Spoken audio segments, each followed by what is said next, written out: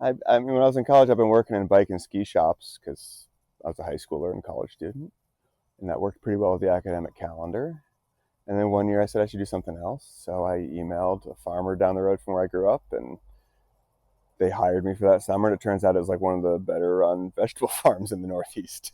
That was in Kinderhook, New York, so about a half hour south of Albany, 2.5 hours north of New York City. That first summer I was farming, and I couldn't wait for it to get over because if you hire like a 6 foot, 185 pound, 20-year-old, most farmers know what to do with that kid. So this is a physically demanding summer, but I guess I must have really enjoyed it because I went back the next summer. I always say it was physically uncomfortable, but mentally very rewarding, which is, I guess, farming in a nutshell. If you had to sum it up. I went to SUNY Binghamton in central New York.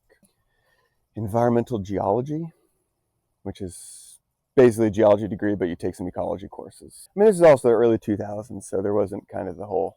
Everybody thought it was very weird when I started working on a farm. It was not something that was kind of in the zeitgeist for your average suburban kid. But I grew up in an agricultural area, but it was an area of relatively larger dairy farms and relatively larger orchards and vegetable farms. So it wasn't the patchwork of smaller operations. It just didn't stop. You do it and you think you're going to do something else and you keep going back to farming because you enjoy it, or you find it rewarding when you're at that decision-making point of the winter every year. And eventually you stop deciding to go back to farming. You just keep going back to farming because that's what you do. I did go to grad school for a couple of years just to make sure. Just to make sure. And in the sciences, you get paid to go to grad school. So it was basically just like a job for 2 years. Mm-hmm. So I took a break from farming for 2 years, 2.5 years to do that. Met Lindsay, which was pretty good benefit of going to grad school. It's pretty good benefit. And then she's from Richmond, so we moved here.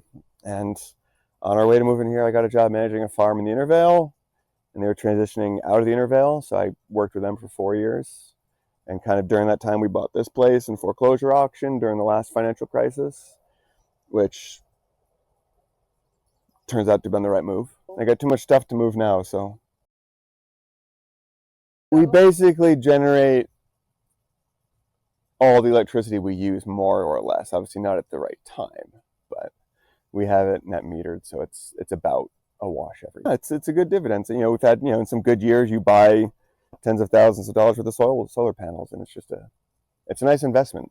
It's a good thing to do, and it's a good investment. And also, like, a lot of our electricity use is heaviest on hot, sunny days, so it actually does line up pretty well for us, like running coolers. And I always tell people, like, one of the most alarming stats I have is the majority of our electrical use is just pushing air around.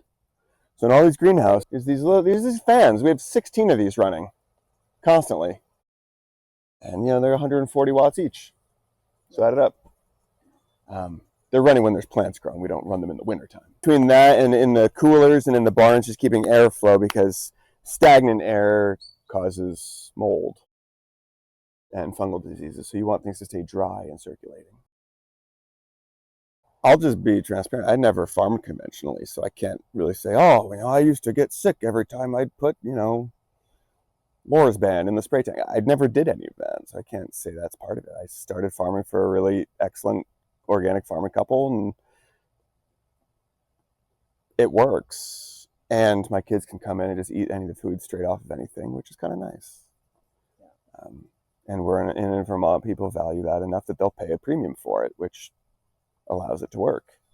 A little known thing about the organic food industry over the last 25 years is it's been a major point of entry into the industry for younger growers, because the reason organic food is more expensive is because it's more management intensive. It's harder to do.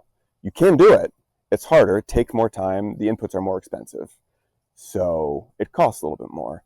But that higher level of management and maybe a little more sweat equity has allowed a point of entry for younger folks who aren't as established, because this is industry is quite brutal in terms of barriers to entry. Capital costs are to establish a farmer. I wish I didn't really quite know it. I'm glad I didn't know at the beginning how high they were, because I probably wouldn't have done it. Right? Yeah, exactly. And we had some good timing, and my wife's always worked off farm, so it wasn't that level of stress where, to try to get all of your income from a farm that you're also capitalizing. I mean, people do it without that, but it's harder, especially if you want things like health insurance. But